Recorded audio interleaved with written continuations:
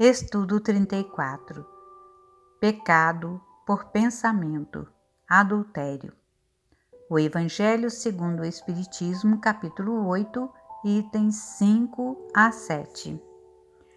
O objetivo desse estudo é entendermos que não se infringe a lei de Deus apenas por atos, mas também por palavras e pensamentos, e assim nos estimularmos a repelir os maus pensamentos e a cultivar apenas os de paz, de harmonia e de fraternidade.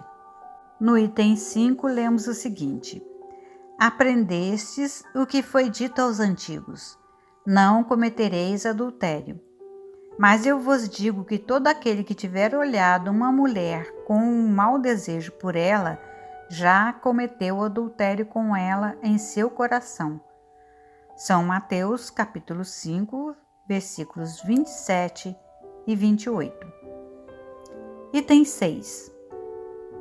A palavra adultério não deve ser entendida aqui no sentido exclusivo de sua acepção própria, mas em sentido mais geral. Jesus frequentemente a empregou por extensão para designar o mal, o pecado e todo mau pensamento, como por exemplo nessa passagem. Porque se alguém se envergonhar de mim e de minhas palavras entre esta raça adúltera e pecadora, o Filho do Homem se envergonhará dele também, quando vier acompanhado dos seus santos anjos na glória do seu Pai. São Marcos, capítulo 8, versículo 38. A verdadeira pureza não está somente nos atos, mas também no pensamento, porque aquele que tem o coração puro não pensa mesmo no mal. Foi isso que Jesus quis dizer. Ele condena o pecado, mesmo em pensamento, porque é um sinal de impureza. Item 7. Esse princípio conduz naturalmente a essa questão. Sofrem-se as consequências de um pensamento mau não seguido de efeito? Há aqui uma importante distinção a se fazer. À medida que a alma empenhada no mau caminho avança na vida espiritual, esclarece-se e se despoja pouco a pouco de suas imperfeições, segundo a maior ou menor boa vontade que emprega em virtude do seu livre-arbítrio.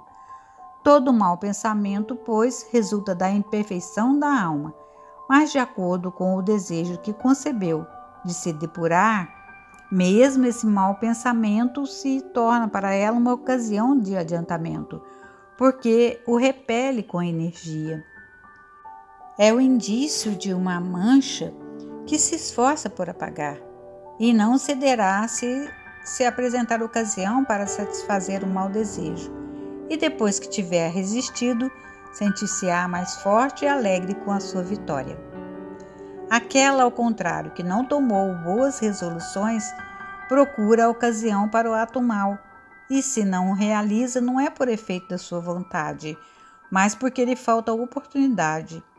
Ela é, pois, tão culpada como se o cometesse. Em resumo, na pessoa que não concebe mesmo o pensamento do mal, o progresso está realizado. Naquela a quem vem esse pensamento, mas o repele, o progresso está em vias de se cumprir.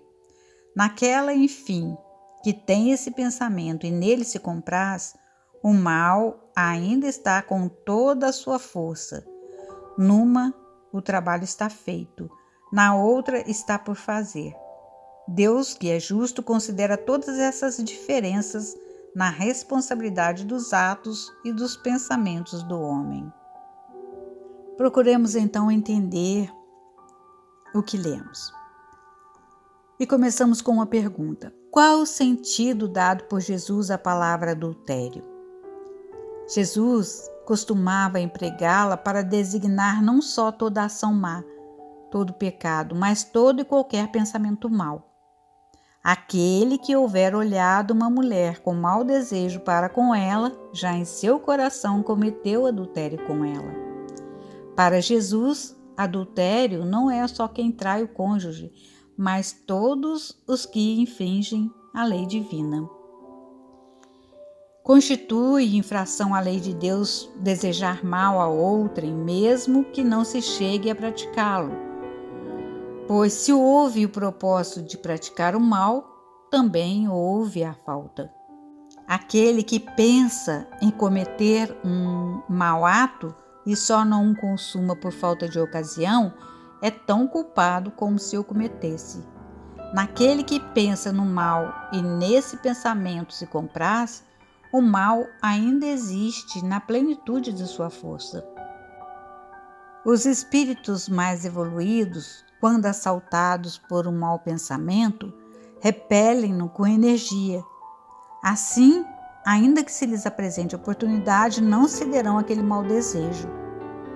Para estes, mesmo o mau pensamento se lhes torna ocasião de adiantamento, porque eles o afastam do seu coração.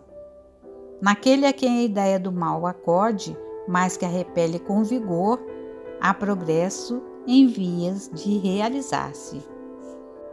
Um espírito adiantado, que já alcançou níveis superiores de progresso, não tem maus pensamentos. Os espíritos elevados apenas do bem se ocupam e só nele pensam. Naquele que nem sequer concebe a ideia do mal, já há progresso realizado.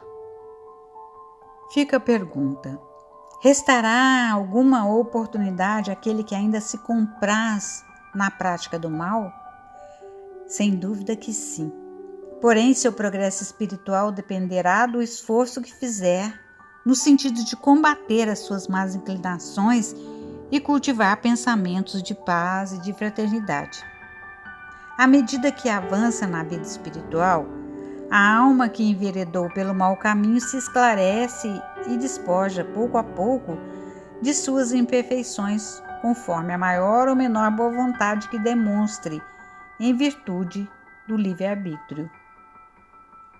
Tudo o que fazemos ou desejamos aos outros, seja de bom, seja de mal, provoca reação sobre nós, em bênçãos ou sofrimentos. O mau pensamento provoca intranquilidade, provoca amargura.